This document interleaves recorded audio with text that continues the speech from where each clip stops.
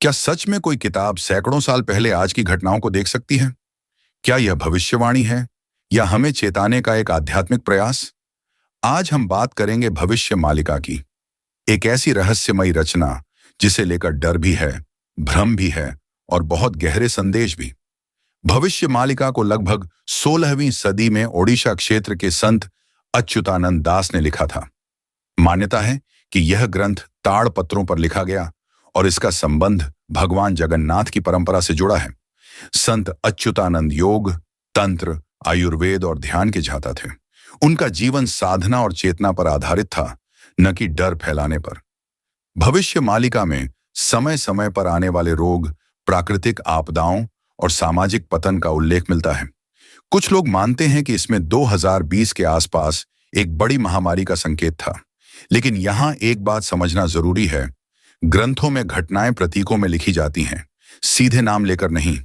बीमारी श असंतुलन, अंधकार श अज्ञान और विनाश क्षांत कर्मों का परिणाम। भविष्य मालिका में जगन्नाथ मंदिर को कलयुग के संकेतों से जोड़ा गया है।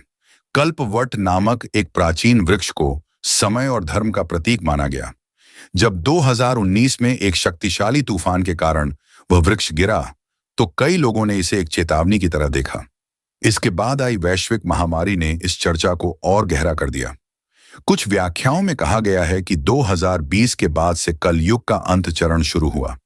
लेकिन शास्त्र यह भी कहते हैं कि कलयुग केवल समय नहीं, मानसिक अवस्था भी है।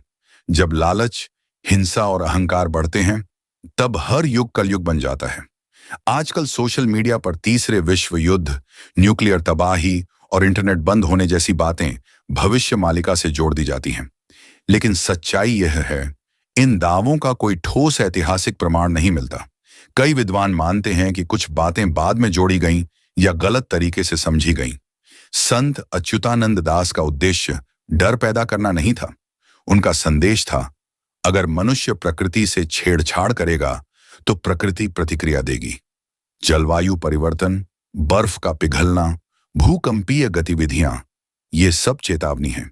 अगर संतुलन रखा जाए तो विनाश को टाला जा सकता है। शास्त्रों के अनुसार कल की अवतार अभी बहुत दूर है। जब तक गंगा पूरी तरह प्रवाहित है, धर्म का अंत नहीं हुआ। इसलिए दुनिया के तुरंत खत्म होने का डर निराधार है।